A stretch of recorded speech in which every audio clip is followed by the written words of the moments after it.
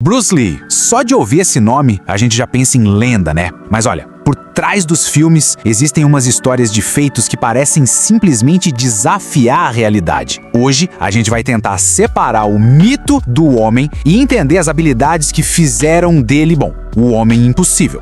Vamos começar pela velocidade. Dizem por aí que os movimentos dele eram mais rápidos que um piscar de olhos. Mas e aí? Será que isso é só papo de Hollywood ou a pura verdade sobre um homem que parecia se mover numa frequência totalmente diferente? E a força dele? A gente está falando daquela capacidade de gerar um impacto absurdo de uma distância mínima. Um soco que parecia quebrar as leis da física. Como é que isso era possível? E claro, para segurar tudo isso, uma disciplina que, olha, era de outro mundo. Uma dedicação que levou o corpo e a mente para um patamar que pouquíssima gente sequer ousa imaginar. Dá para chamar isso de sobre-humano. E aqui tá o ponto mais importante de tudo. A gente não tá falando de coreografia de filme, não. O nosso foco aqui são as habilidades que foram documentadas, demonstradas em público e que, até hoje, deixam todo mundo de queixo caído. Bora entrar na primeira parte, então. A velocidade dele, que era surreal. Se prepara, porque o que vem a seguir realmente desafia o que a gente acha que é possível. Imagina só a cena, um campeonato internacional de karatê. Bruce Lee chega perto do campeão mundial da época, Victor Moore, com um desafio bem simples. Eu vou te dar um soco, você só precisa bloquear. Moore, um mestre na sua arte, aceitou na hora. Só que o que aconteceu depois deixou a plateia em silêncio. Antes que o Moore pudesse sequer pensar em levantar a guarda, o punho do Lee já estava ali, parado, a milímetros do rosto dele. Isso aconteceu 8 vezes seguidas. É exatamente isso. Não era sobre ser um pouquinho mais rápido, sabe? A velocidade do Lee operava num nível mas tão superior, que a própria ideia de se defender virava irrelevante. Ok, agora vamos pro próximo nível. Se lutar sem enxergar já é quase impossível para qualquer um, pro Bruce Lee parecia que nem fazia cócegas. Pois é, contam que em várias demonstrações, ele, de olhos vendados, enfrentava oponentes e pronto, em segundos já era. Isso mostra que a percepção dele de combate não dependia só dos olhos. Era uma sintonia fina com o som, com o espaço, com a intenção do adversário. Quase um sexto sentido. Ok, velocidade a gente já viu que era absurda. Mas e a precisão? Porque, velocidade sem controle não adianta nada. E nisso, o cara também era um mestre. Pensa aí, jogar ping-pong, beleza.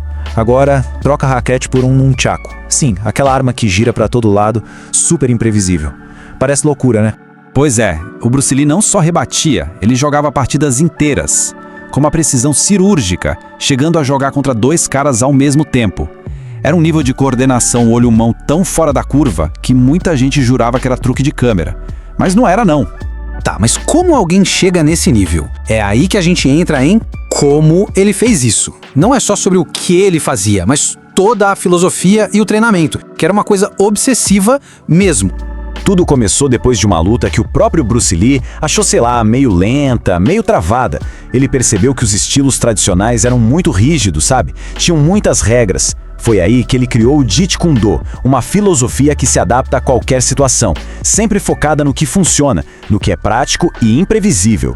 E aqui tá o pulo do gato, a grande virada de chave dele. De um lado, você tem as artes marciais tradicionais, todas cheias de regras, de formas fixas, previsíveis. Do outro, o Jeet Kune Do, que era totalmente fluido. A ideia era, absorva o que for útil, jogue fora o que não serve e adicione aquilo que é só seu. Era uma filosofia de liberdade e de eficácia máxima. Só que, claro, não adianta ter a melhor filosofia do mundo se o corpo não acompanha. E a base física do Lee, nossa, era construída com um treino que era quase fanatismo. Corridas de quilômetros todo dia, musculação pesada, que foi algo que ele ajudou a popularizar nas artes marciais, flexibilidade extrema e milhares de socos e chutes todo santo dia, até os sacos de pancada quase rasgarem. E tudo isso nos leva para a parte final, a força lendária. É aqui que a coisa fica quase inacreditável, que parece que desafia a física mesmo.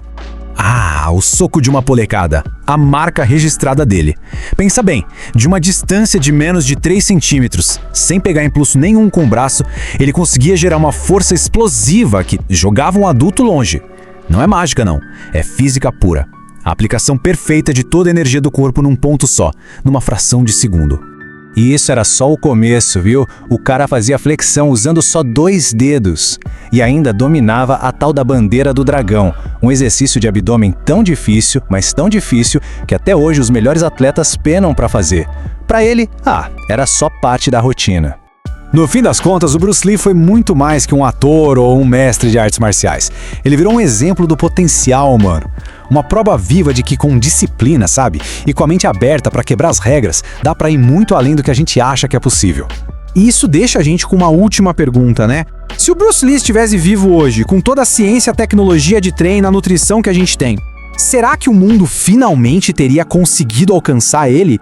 Ou será que ele de novo estaria a anos-luz na nossa frente? Essa resposta acho que a gente nunca vai ter.